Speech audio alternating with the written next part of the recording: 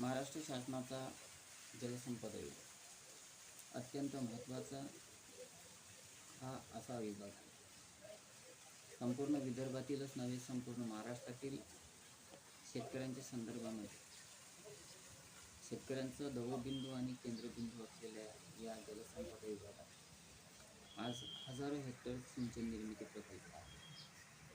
आणि या प्रकल्पाच्या संबंधाने महाराष्ट्र शासनाचे सचिव माननीय दीपक कपूर खास विशेष प्रयत्न करून आहेत.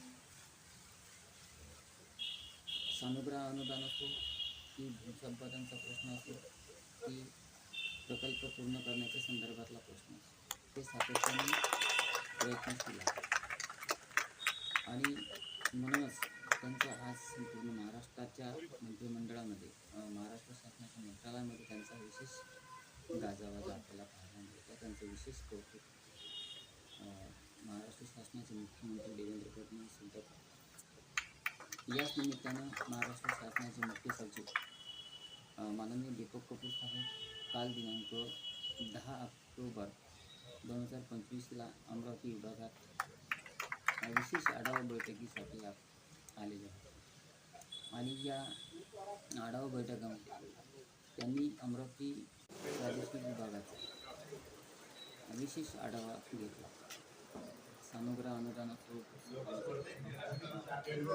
संदर्भातल्या ज्या काही समस्या आहेत त्यांचा त्यांनी आढावा घेतला. आणि या आढावा बैठकीमध्ये त्यांनी विशेष सूचना, दिशानिर्देश आणि प्रयत्न करण्याचे आश्वासन दिले. या जलसंपदा विभागात आज हजारो हेक्टर सिंचन निर्मिती प्रकल्पाच्या माध्यमातून होणार आहे.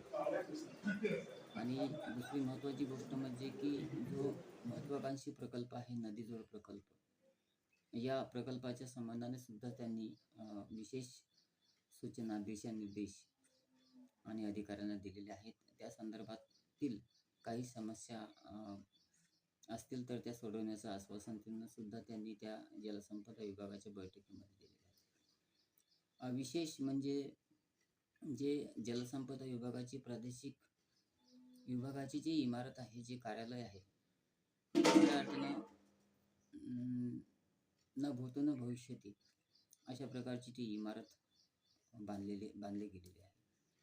ती संपूर्ण इमारत, संपूर्ण शासकीय कार्यालय असं संपूर्ण महाराष्ट्रात सुद्धा आपल्याला पाहायला मिळत नाही.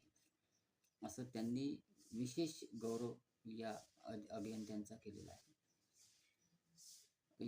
या इमारतीच्या